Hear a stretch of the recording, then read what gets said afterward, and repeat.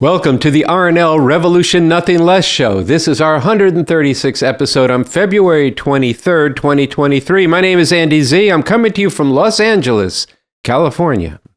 And my name is Sunsara Taylor. I'm the co-host of the Revolution Nothing Less show, and I want to welcome you back, Andy. It's good to have you here in the chair. Well, it's good to be back. And I want to send a lot of love and appreciation to everybody who tuned in this past weekend to our fundraising live stream the Revcoms put on. Very successful. We met our goal of 100,000. We'll tell you a little bit more about that later.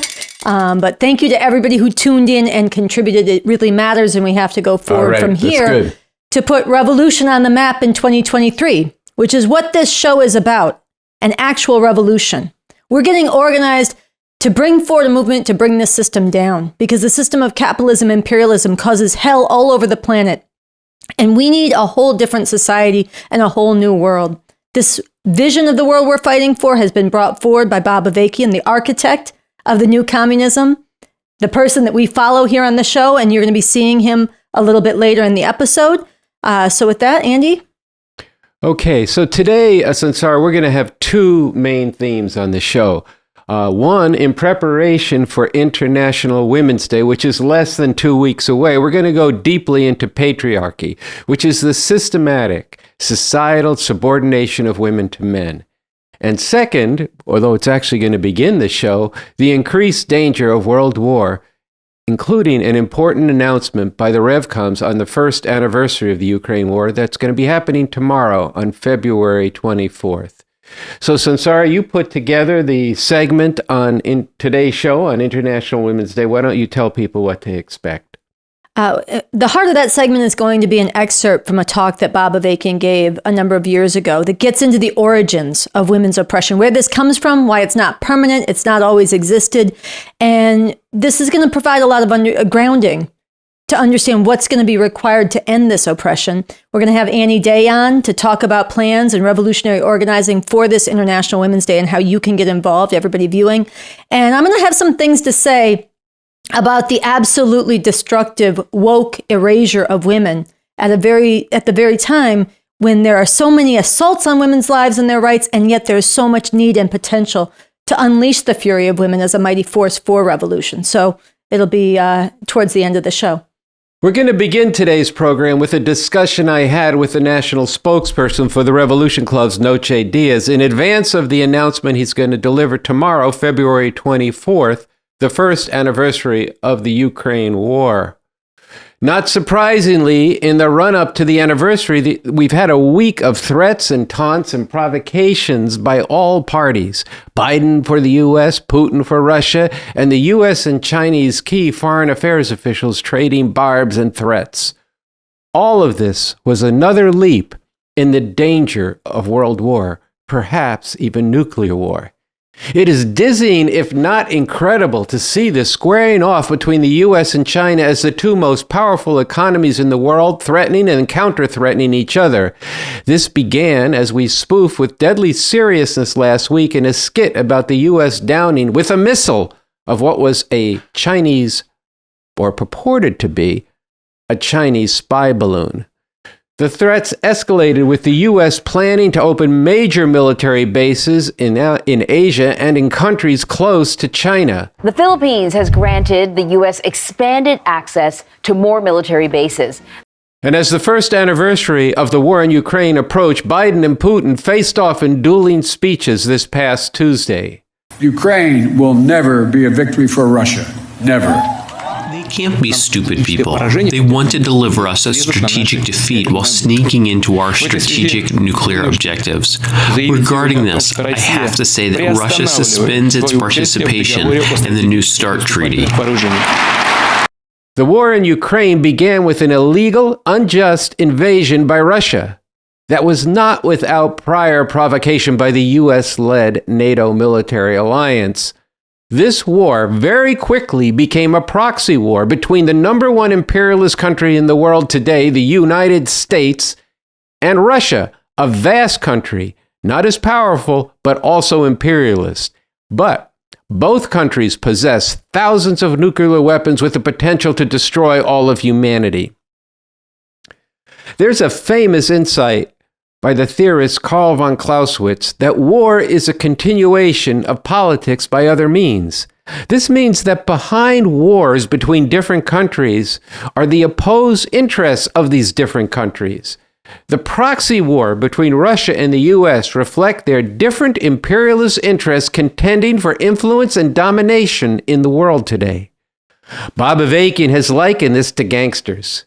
He has written in a piece titled The Basic Truth, Legit Gangsters, Gangsters with Nuclear Weapons, that the drumbeat from the U.S. against Putin's aggression is, quote, like the biggest mob boss or head of a criminal cartel self-righteously condemning the crimes of a rival but less powerful gangster. And, he goes on to say, the motivation on the part of the U.S. and NATO as well as Russia is very much that of gangsters. Gangsters who claim legitimacy because they are heads of governments, rulers of countries. But these gangsters are not just fighting over turf in a city. The turf they are fighting over is the whole world. And these are gangsters who control powerful arsenals of mass destruction, including nuclear weapons, with the capacity to kill off all of humanity, end quote.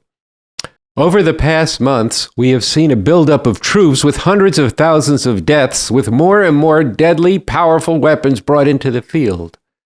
Not only is war the continuation of politics by other means, but there are times in the prosecution of a war when political statements by the contending forces sharpens and deepens the divides, creating a situation where both sides see no way out but defeat of the other. We're going to get into this in the conversation I had with Noche Diaz earlier today in a moment, but first I have to mention that this first anniversary week of the Ukraine war, we saw an avalanche of articles and editorials calling for the U.S. to go all out to provide more and more advanced weaponry so that the Ukraine can decisively defeat Russia. These editorials were overwhelmingly coming from the liberal press and liberal scholars, all of whom are blinded by their American chauvinism. And one of the first of these putrid and dangerous screeds, however, was once again a load of bullshit from the actor and director Sean Penn, who was once much better. But he debuted his homage film to Ukraine President Zelensky with this, quote, as Americans, I can say we are having to take on board a level of shame for not having scaled up sooner with the weapons. He then called for ramping up weapons now, including long-range missiles. Bob Avakian has called this shameless American chauvinism, and in an article on Sean Penn labeled this a delirious madness. And so go look up this article and all these articles on the Ukraine war on revcom.us. But now let's go to my conversation with Noche that we had this blustery Los Angeles winter morning, which I am sure our Great Lakes and East Coast city friends will say, give us a break.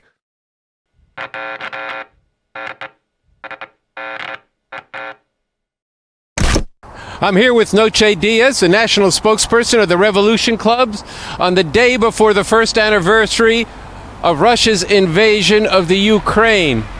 And Noche and I have come out here in front of the Los Angeles National Cemetery as a background of the stakes of what's happening. Now, the people buried here are people who have fought in U.S. wars of conquest.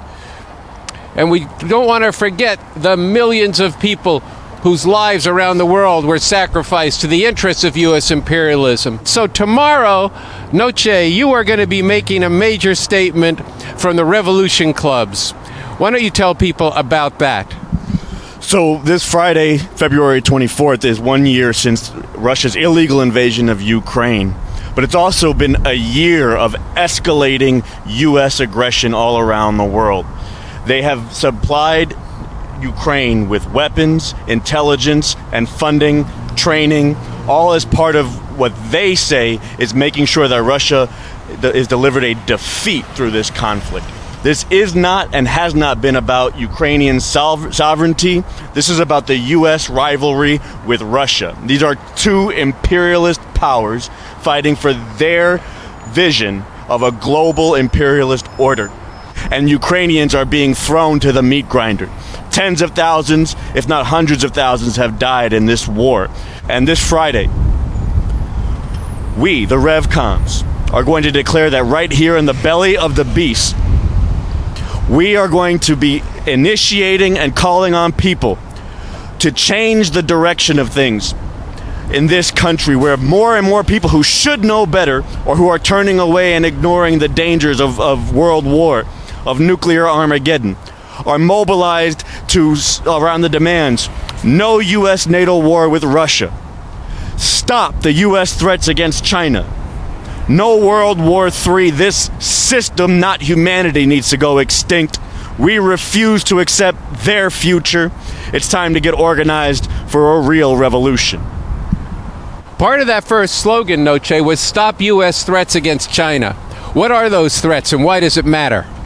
Well, you've seen throughout this year, and even recently with the balloon fiasco, and the U.S. claiming China is surveilling U.S. territory and making aggressive moves, there's been an escalated posture and talk of facing down and confronting China. This is part of this whole threat of World War III and nuclear Armageddon that the U.S. keeps instigating, and part of what we have to take responsibility to oppose. And let's remember, NATO is not just a coalition of peaceful countries who want to come together and promote peace throughout the world. It's a military alliance that comes out of World War II and that the U.S. has headed up for decades and decades.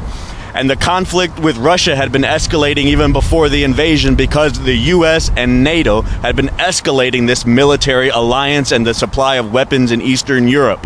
This has been part of what the U.S. is doing around the world, and it recently conducted military operations, which NATO explicitly said they saw as further cooperation between the U.S. and NATO against China. This is what has been happening all for decades, and it is taking huge leaps right now. Noche, as we brought out, and why we're here in front of a massive cemetery, is the danger here of all-out nuclear war, in addition to the hundreds of thousands who are perishing already in this inter-imperialist conflict, this proxy war. One of our slogans is this system, not humanity, that needs to become extinct. That's right, because this rivalry has potentially grave dangers, not just for those who are directly involved, but with the use of nuclear weapons, we could be talking about passing a threshold that would radically reshape and change the whole face of the planet and human life on it, if it's able to even continue to exist. We cannot allow this to go down. As Bob Avakian has said, it's always been bad that this system is what's in power, but humanity can no longer afford to allow these imperialists on either side to continue to rule the world. We have to come out with something in the interest of humanity, with these slogans to stop the dangers of World War III, but also to build this as part of making a revolution, because these are times when the future is coming up for grabs and the dangers are escalating, but also the possibilities. And that's why we're declaring that this system needs to become extinct. It has nothing good for the future of humanity, but we do by getting rid of it through revolution. Well, that's really important. And in fact, the system that we want to bring into being is a radically new system that is the basic contours of which, the blueprint for this new society, is in the Constitution for a new socialist republic in North America. And right in that Constitution is written that these over 700 bases of U.S. imperialism around the world, they're going to be dismantled right after the revolution, because we're not about enforcing the rule of imperialism that creates all the child labor that you were talking about, in the extraction of minerals and the poisoning of the environment. And not only that, in terms of the danger of nuclear war, day one, we are going to renounce the use of and destroy the nuclear weapons that do exist in this country, and then go struggle for the elimination of nuclear weapons all around the world. This is right in that Constitution. But let's talk a little bit more about that last slogan. We don't accept their future. It's time to get organized for an actual revolution.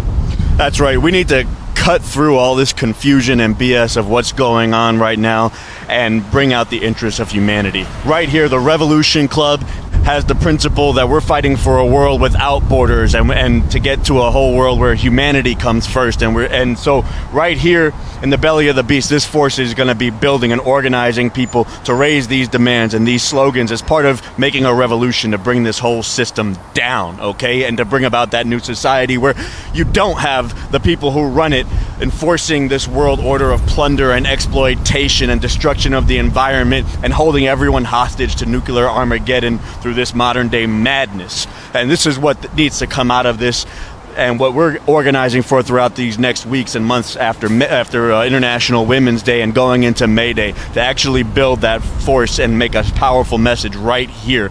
And right here, people need to take up this stand against the danger of war. People need to stand against what's being done in their name by their government.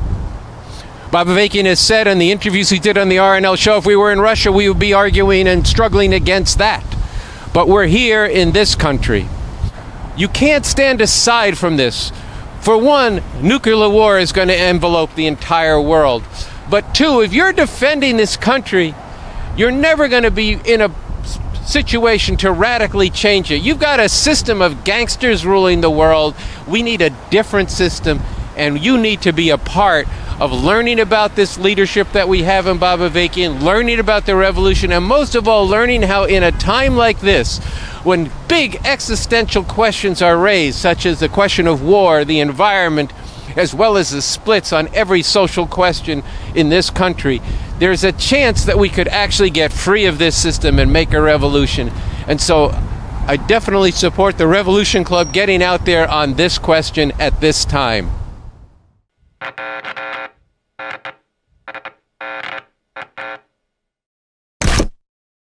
We approach March 8th, International Women's Day this year, at a time when the world is changing rapidly and radically. All over the world, in reaction to major changes that have pulled women out of the homes and into the workforce and broken down many traditional forms of patriarchy, a violent backlash against women is surging. From the booming global industry of sexual slavery, to skyrocketing femicide, to barbaric Islamic fundamentalism, and the equally barbaric Christian fascism in this country that has already stolen the right to abortion and is not stopping there. At the same time, we see historically unprecedented eruptions of women's fury against femicide and for abortion rights across Latin America, against rape from England to India, against the enslavement of women in Iran. And you even saw powerful glimpses of this here last summer, fighting for abortion rights.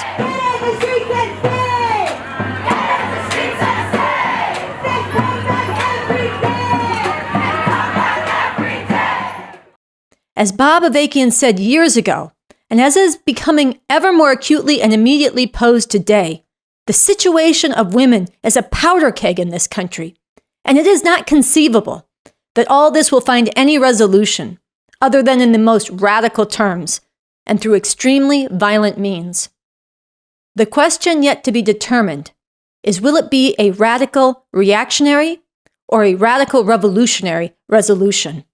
Will it mean the reinforcing of the chains of enslavement or the shattering of the most decisive links in those chains and the opening up of the possibility of realizing the complete elimination of all forms of such enslavement? This International Women's Day, we need to fight for an advance towards this revolutionary resolution. Yet right at this moment, with so much at stake for the future, we also see, among way too many who consider themselves woke or enlightened, an all-out erasure of women, a denial of their oppression, and a refusal to wage the fight that is needed around this. We see this, for example, in the refusal of groups like the ACLU and Planned Parenthood, and pretty much the whole so-called reproductive rights movement, to even use the word woman, even when talking about attacks on the right to abortion. Using terms and phrases like a woman's right to choose or women's rights when talking about abortion excludes trans and non-binary people. They insist instead of speaking only of people with uteruses or people who can become pregnant, because there are trans and non-binary people who can become pregnant and do need abortions and who do not identify as women. Some even attempt to cancel those of us who do use the word women for supposedly being transphobic. This is just wrong. Let me be very clear. Trans people need the right to abortion, and the fascist attacks on trans people, and especially on trans youth, need to be fought vigorously. These attacks need to be defeated. But it is also necessary to tell the truth. Christian fascist theocrats in this country are attacking abortion rights precisely to violently return women to even more open subordination to the patriarchal family. Wives, writes Paul, submit to your own husbands as to the Lord. Now, what is submission? The idea is to place oneself under, to subordinate oneself. By forcing them to have children, whether they want to or not. Forced motherhood is female enslavement, and erasing the word woman does not change this. All it does is disorient people about what is really driving this attack and render them passive when they should be clear-eyed and fighting. And so to provide important understanding about the origins and ongoing reality of the oppression of women, and to provide firmer grounding to understand why it is in fact true that the assault on abortion rights is rooted in this patriarchal oppression, we want to share an excerpt of Bob Avakian's 2012 talk, from which we take the name of this show, BA Speaks, Revolution, Nothing Less. After that, I'll be joined by Annie Day to discuss how you can be part of making this International Women's Day a powerful leap and unleashing the fury of women and putting real revolution on the map in 2023. So let's watch. Early human societies were not societies of gigantic empires and civilizations with masters and slaves and so on and so forth. They were small groupings of people starting out in Africa and then eventually spreading to other parts of the world, who lived largely by gathering and hunting, mainly by gathering, despite all the alpha male mythology about the great hunter and so on. Especially in the early days, hunting was a very uncertain enterprise. Often you didn't get anything, or if you were lucky, you found the remains of an animal that another animal had killed, and you took that back and distributed it among the people in your community. And every once in a while, you really got on top of things, and maybe you got a few animals and you brought those back. But mainly, the livelihood of the people was done by the gathering of what was at hand in the area over which people ranged, the fruits and other nuts and other things people could eat. It was more of a very simple hand-to-mouth existence, more or less. And there was a certain division of labor within this. The men, yes, were the ones who mainly went out and did the hunting, and the women did more of the gathering, because they had to stay more in the area of where the people were living at the time. Why? Well, if you think about it for a second, the answer will suggest itself. Obviously, the women are the ones who bore and who mainly had responsibility for raising the children, especially in their early years. Think about it. There was no birth control, as we certainly know consistent birth control, no family planning in that sense, no formula, all these kind of things. So babies came when they came, and they had to be nursed for a couple of years. So naturally, it fell to the women to do that, and as a result, this division of labor developed where they stayed more around the home and did the gathering. But it's important to emphasize this was not an oppressive division. The communities were more or less marked by equality. I say more or less, it wasn't a perfect equality. But women as well as men took part in the decision making. Marriages and sexual relations were very relaxed, formed by mutual consent more or less, and either partner could break up, if there were a pair, could break it up, or people didn't pair in the way we're familiar with. They might have had several partners, each of them, that they were paired with. So all the things that we're familiar with and are told are just the natural order of things. God decreed that the family is one man and one woman. Adam and Eve, not Adam and Steve. All that stuff is just a function of how society has developed since these early communities. So this early division was not oppressive, but it was a division. And through, once again, a lot of accident and necessity, trial and error, in some parts of the world, particularly in Eurasia, the part that's Europe and the Middle East more or less, for a variety of reasons, out of need and out of innovation, people, instead of just gathering, started settling down and farming. And sometimes they failed at it. But where they succeeded, they were able to produce a lot more food than they needed at a given time after a certain period of experimenting with this. They could put aside a surplus for the future. They didn't just live literally hand to mouth. And they also domesticated animals. You can read some about this in Jared Diamond's Germs, Guns, and Steel. They domesticated animals. They began to develop another division of labor, where on the basis of there being a surplus of farming, because when you're farming, you just don't take what's there. You transform the soil, and you can make it richer, and it can produce more than what you would need at a given time. So on that basis, you could have some people who didn't have to farm, and they would work on developing implements and tools to increase the farming and the other activity of the people and get an even bigger yield and more surplus.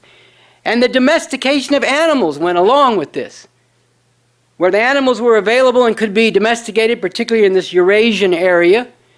They were also harnessed to till the soil, which made it even more rich, fertile, and productive. But along with this, as this took hold in various places, it broke down the old communal society and ways of doing things, and the old relations, more or less, of communal equality. Now let me make clear here. I do not believe, and I don't think there's a scientific basis to say, that even if you could show that in the earliest communal societies there were all kinds of relations of exploitation and oppression, that would somehow prove that it wouldn't be possible to move beyond this in the period in which we exist now, because this is a very different world. And it doesn't prove there's some inherent, unchangeable and unchanging human nature that makes people selfish and want to oppress and exploit other people. But by and large, these early communities were not marked by the oppression and exploitation and divisions that we're all familiar with, except when they encountered other community groups that were alien to them, and often they didn't know how to resolve things or fit each other in, and so there were conflicts, including violent conflicts between these groups sometimes. It's interesting, if you look at the early societies that are still more or less have been perpetuated down to the present, you will find that if you inquire how do the people in those societies or communities or tribes or peoples refer to themselves, very often they don't use this or that name that you might think they'd use. They just refer to themselves in what translates into English as the people. And this is very common in all parts of the world. So what happens when you, the people, meet the people, and you can't figure out who's the real people and how to relate? Well, you have different mythology, different history, so you might have violent conflicts. Not always, but there were at times. But as this farming and the division of labor and the domestication of animals and the development of surplus took hold, it began to break down these communal societies. You got the emergence of private property, private ownership of parcels of land, private ownership of the domesticated animals, private ownership of the tools that were being developed. And along with this, you got an oppressive division emerging between the sexes or the genders, because with this division of labor that had carried over from very early days, the women were still the ones mainly responsible for the bearing and rearing of children. So it more and more fell to the men to be the ones organizing the farming and related activity. And they, on this basis, appropriated the means of production, the land, the raw materials that might be under the land, the farm animals that had been domesticated, the tools, as their private property. And as they did that over time, they wanted to be able to pass this private property to their heirs, in particular their male heirs. So then they became concerned to control the activity of women, and in particular, the sexual activity of women. Because you wanted to be sure that the male heirs that you were passing it on to were your own, and not somebody else's. Now, I have to say they did have a problem here, because while the women were tightly controlled and not allowed to sleep with anybody else, the men went around and did it anyway. So then you got a problem. Well, if the men are sleeping with people other than their wives, how do you know whose children are really whose? So they just instituted over, again, trial and error, not somebody sat down and wrote out a piece of paper. But trial and error, they simply instituted that whoever the woman's children were, those were the children of her husband. But still, the husband wanted to have a better chance of knowing they were really his own children he's passing these things on to. So he was concerned, and men got together to enforce the control over the sexuality and other activity of women. And this has been carried forward from that time through different forms of society, which have been divided into oppressors and oppressed, exploited and exploited, exploiters and exploited, masters and slaves. And that brings up the next point, that once you started having this way of life as opposed to the old communal way, then instead of when you had encounters with other people from other tribes or groups or whatever, instead of just killing them if there were a violent conflict, it made a certain amount of sense economically to take them as slaves, because now you could put them to work in agriculture and other forms of activity that would help create even more surplus than you would have to spend maintaining them. So women were one of the first groups enslaved in this way, but also people involved in conflicts among the different groups. And so down through a whole period of thousands of years since this time, we've had the evolution of the kind of societies we've had, marked by the division into exploiters and exploited, oppressors and oppressed, masters and slaves. That was Bob Avakian from his 2012 speech, BA Speaks, Revolution, Nothing Less. It is worth watching the whole thing. We could only do that section today, and I'm very happy to be joined here in studio right now by Annie Day. She is a Revcom, a follower of Bob Avakian, and she has been in the middle of the revolutionary organizing for International Women's Day this year. Welcome, Annie. I'm really glad to be here. Just listening to what we just heard from Bob Avakian, it's so important to actually get to understand that this is not permanent, that it's not just men are this way and women are this way, and oh, this is just human nature. Yeah, I think, people say that all the time, and I think it's so important. The way he breaks down that the control over women's bodies, their lives, their reproduction, their sexuality, this didn't always exist. It emerged only with the division, as he said, into masters and slaves, exploiters and exploited, rulers and ruled. And that then once you have that division, which is still with us today, different form, capitalism, imperialism, but it's still with us today, it starts to matter. Whose children belong to what man?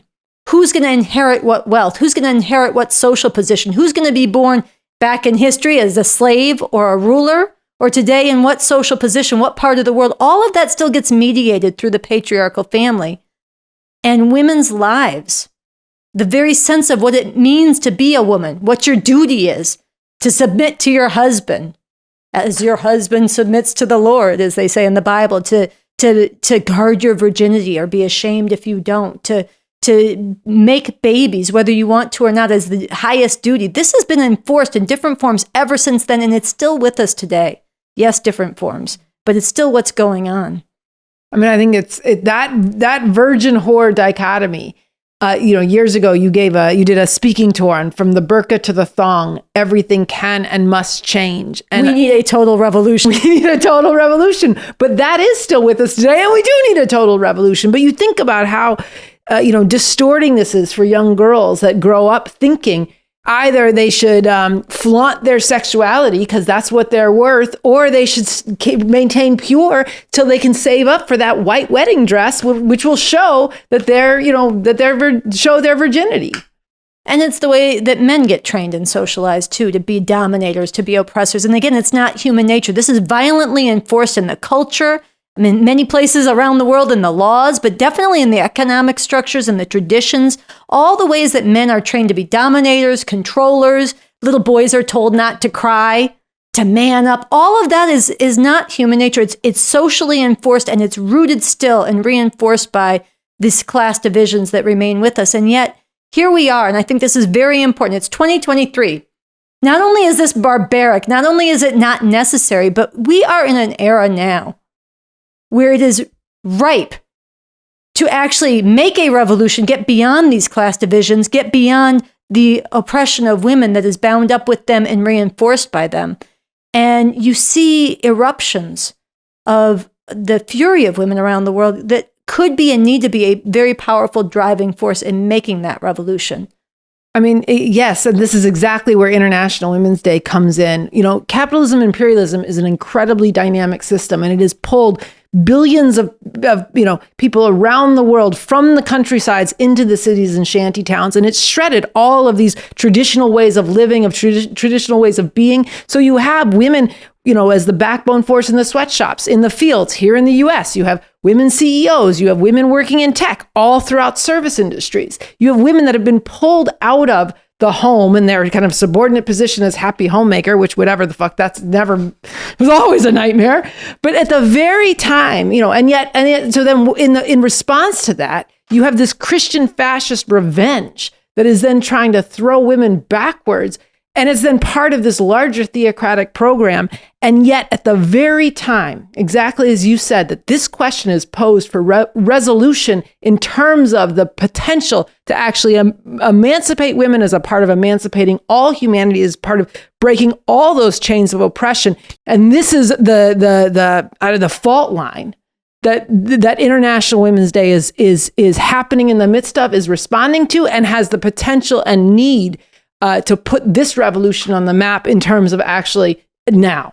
Because the only way to get beyond the economic structures, the social relations, the whole web of a system that feeds off of and fuels and drives forward this oppression of women is by overthrowing the system of capitalism, imperialism, establishing a radically new emancipating society that does go forward to continue to dig up that oppression, all gender oppression, all oppression based on sexual orientation, and all the other forms of exploitation and oppression that are built into capitalism, imperialism, here and all over the world. So that's what cries out to be done. And that is right now where International Women's Day, I think it'd be helpful and important for you to close out by sharing. What are the plans for International Women's Day this year? How do people get involved? And what do they have to do with ripening the revolution that's so urgently needed and possible? Well, so if you're watching, and if you're one of the people who have been inspired by the uprisings of the women and people of Iran against this patriarchal oppression, if you've been inspired by the uprisings in Latin America, if you are furious to your bones about the overturning of the right to abortion and refuse to live in a world where women are forced to bear children against their will, if you hunger for an end to this millennia-old oppression, then you need to be part of marking International Women's Day with a revolutionary celebration. And I can say here in Los Angeles what our plans are. On Saturday, March 11th, we are going to have a march and a rally meeting up in Venice at 2 p.m. and it's going to end with a celebration. And, we're calling for people to come together under the slogans and the spirit and the determination to break the chains, unleash the fury of women as a mighty force for revolution. Patriarchy and capitalism, you can't end one without ending the other, and abortion on demand and without apology. And so we're going to mark this in the streets and on International Women's Day itself on March 8th. Stay tuned to the Revcoms Instagram and social media and the Revolution Club here in Los Angeles. And Revcom.us. And Revcom.us for what the plans are, and the RNL Revolution Nothing Less show, for what the plans are on March 8th itself. We refuse to live in a world where women are treated as sex objects, as slaves, as breeders. We demand a better world. Break the chains, unleash the fury of women as a mighty force for revolution. All right, and so wherever you are around the country, if you want to take action on this day, if you want to be part of putting revolution on the map and ending this oppression of women and all oppression, reach out to us and strategize with us about how you want to do that where you are. I also want to urge you to lift your sights to a whole radically different, liberated world that's possible through the revolution we are fighting for, to read and learn about the Constitution for the new Socialist Republic in North America that Bob Avakian authored, and to dig into the work that BA has done on this question, which really has broken new ground and is far more radical, far more scientific than anything that anybody's done before. You saw just a taste of it today. There are answers to so much more in his work, in the interviews that we have on this channel, in the works from him on our website. So we want to urge you and invite you to dig into this and to spread this too as part of hastening the ability to really break the chains and unleash the fury of women as a mighty force for revolution in 2023.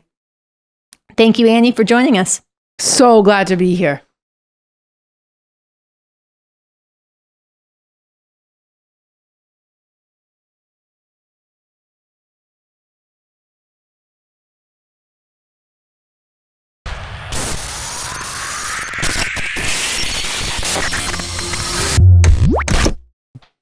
All right, Sunsara, we're coming to the end of this, the 136th episode, but you began today's show talking about the successful live stream that raised the full $100,000 of our campaign, and I think we should close out with, some of the comments that were made. Yeah, we promised that this last fundraising live stream would be bigger, more revolutionary, and more participatory. And it was all three of those things. And as you said, it got us to over our $100,000 goal, which is, of course, just the beginning of the funds we need to raise this year. So this has to continue.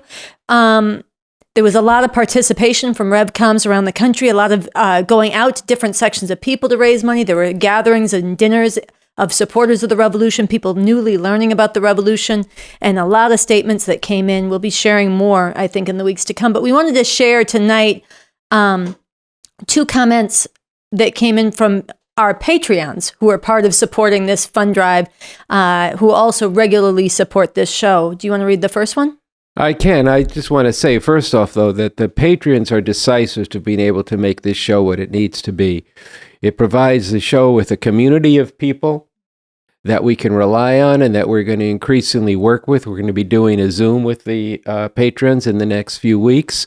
And then we're going to need to grow that financial base, because that will give us the ability to do a lot of things that we're very constrained by now in terms of the number of people who we can have editing, the equipment for that to happen, people to be filming out in the field, all kinds of things like that it's really a shame that it's in part finances that restrict this activity. Mainly, though, we need people, and people are what we have in the Patreons. And so one of the comments we received is this. They wrote that I'm going to make a donation of $150 to put revolution on the map in 2023. I was deeply moved by Jovial's segment on episode number 134, exposing the role of religion as a tool of the oppressors, how it is a mental chain consoling people in their misery. The audience of the RNL show needs to grow because it is the only show that puts revolution on the map, and it introduces people to the revolutionary leader Bob Avakian and the party he is leading to make revolution as soon as possible. P.S. The skit done by Noche and Raphael was excellent. It was really funny and on time, exposing the patriotic bullshit out there in regard to the U.S. warmongering against China. I definitely shared that opinion on both the segment from Jovial and the skit. I'd like to read one more comment from one of our Patreons. So they write, I've been part of leading an RNL, Revolution Nothing Less, circle, involving people from different parts of the country. We are a diverse group coming from different backgrounds, and we relate to the revolution in different ways. Every week, the Revolution Nothing Less show sets the stage for us to do this in bold, compelling, provocative, and artistic ways. There is a desperate need for exponentially growing numbers of people to build community around this show in different forms. I felt compelled to be a monthly sustainer as a way to take more responsibility for making that happen. And I call upon everyone watching to join me in doing so. And so I want to echo their call from this Patreon to every one of you watching. Whatever level you can contribute at, make a regular monthly donation, join this community. And I want to thank you for tuning in, and please do spread this show to others that you know. Sunsara, in addition to spreading this show, check our social media tomorrow, Friday, the 24th of February, to see the message that Noche Diaz, who was on the show today in a conversation with me, is delivering on behalf of the Revcoms in response to the ratcheting up of the danger of war. This is is a very important statement, and it's going to be conditioning things that we're going to be doing over the next months. And so with that, that brings us to the end of the 136th episode of the RNL Revolution Nothing Less show. We'll see you next Thursday night at 5 p.m. Pacific Time, 7 p.m. Central Time, and 8 p.m. Eastern Time. So good night. Good night.